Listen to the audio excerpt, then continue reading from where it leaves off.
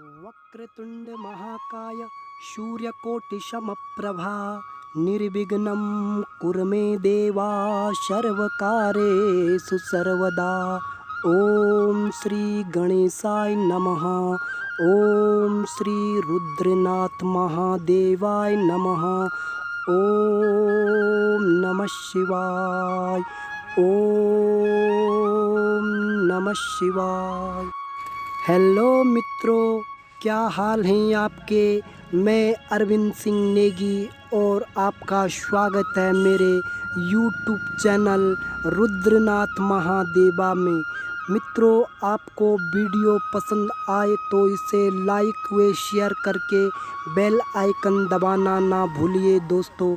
अगर इस वीडियो में कहीं पर भी आपको कोई त्रुटि नज़र आती है तो मुझे क्षमा कर दें।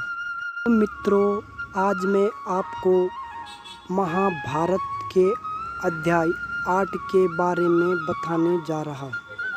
मित्रों, देवी सत्यवती अपने पुत्र के मृत्यु के कारण बहुत दुखी हो गई, क्योंकि विचित्रवीर की कोई संतान भी नहीं हुई थी।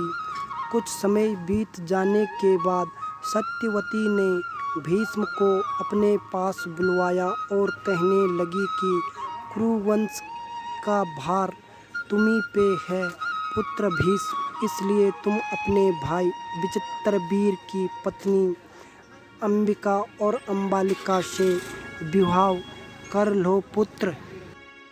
मित्रों, सत्यवती की बातें सुनकर भीष्म बोले, माता, मैं आपके विवाह के समय जो राजपद का त्याग कर के सदा ब्रह्मचर्य धर्म का पालन करने की प्रतिज्ञा ली थी माते, और अपनी उस प्रतिज्ञा को मैं आजीवन नहीं तोड़ सकता, इसलिए ना ही मैं हस्तिनापुर के सिंहासन पर बैठ सकता हूँ और ना ही अपने भाई की पत्नियों से विवाह कर सकता हूँ माते। मित्रों, कुछ समय बीतने के बाद सत्यवती को महर्षि पराशर और अपने पुराने दिन याद आ गए। मित्रों, वे भीष्म को सब कुछ बता देती हैं और भीष्म से कहती हैं, भीष्म, महर्षि पराशर और मेरे संयोग से एक पुत्र हुआ था जिनका नाम है वेद व्यास, जिन्हें भगवान श्री कृष्ण वासुदेव जी भगवान वेद व्यास जी के नाम से पुकारते हैं। मित्रों, जिन्होंने श्री गणेश जी के साथ महाभारत लिखी थी। मित्रों, सत्यवती महर्षि वेद व्यास जी को स्मरण करती हैं।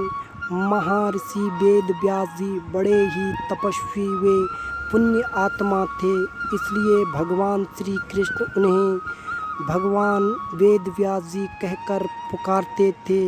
सत्यवती के स्मरण करने से महर्षि वेद व्यास जी हस्तिनापुर में प्रकट हो गए थे।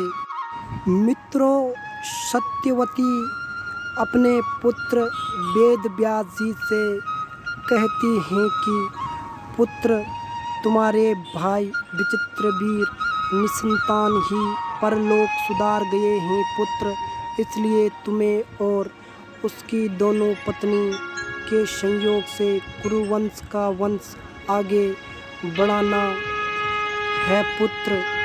कुरुवंश की रक्षा करो। भगवान वेद व्यास जी अपनी माता सत्यवती की बातें मान गए। मित्रों, वेद व्यास जी ने अपनी माता से कहा, माता, मैं जिस कक्ष में बैठा हूँ आप उन दोनों को, अंबिका अंबालिका को उस कक्ष में भेज दें माता। जब देवी सत्यवती ने अपने पुत्र विचित्रवीर की दोनों पत्नियों से कहा, वेद व्यास उच्च कक्ष में बैठे हैं, आप दोनों उस कक्ष में उनके समीप चले जाना, वे अपनी अद्भुत शक्तियों से तुम्हें पुत्र प्राप्ति का वरदान देंगे। अंबालिका पहले तो उस कार्य को करने के लिए तैयार ही नहीं हुई थी मित्रों, पर बाद में मान गई, क्योंकि कुरु वंश की आन तो आगे बढ़ानी ही थी। मित्रों, वे दोनों अपने साथ एक दासी को भी ले जाते हैं कक्ष में। मित्रों, उस समय अंबिका कक्ष में प्रवेश करती हैं और वेद व्यास जी की उन अद्भुत शक्तियों से अपनी आंखें बंद कर देती हैं। इसी कारण उनके गर्भ में एक नेत्रहीन बालक जन्म लेता है, जिसका नाम आप सबको पता है मित्रों, धृष्टराज के रूप में हंस नामक एक गंधर्व ने जन्म लिया था।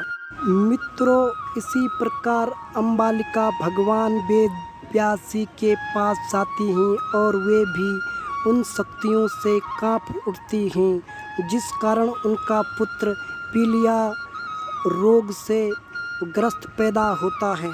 मित्रों, उनका नाम भी आपको पता ही है, पांडु। वे गंधर्व के छोटे भाई के रूप में जन्म लेते हैं। मित्रों, वेद व्यास जी के सामने दासी के मन में कोई डर नहीं होता है और उनके गर्भ से भगवान धर्मराज ने जन्म लिया, जिनका नाम था विदुर, आप सबको पता है। मित्रों, भगवान श्री कृष्ण वासुदेव जी कहते हैं, मनुष्य जब जन्म लेता है और मनुष्य जब इस संसार को छोड़ देता है, इसके बीच का समय जीवन कहलाता है और इस जीवन में संघर्ष तो करना ही पड़ता है मित्रों, क्योंकि कभी शिक्षा के लिए, कभी काम के लिए, किंतु प्रकृति ने हमें एक और गुण भी दिया है, वे है प्रयास। मित्रों, आज के इस वीडियो में इतना ही, अगले अध्याय में फिर मिलेंगे।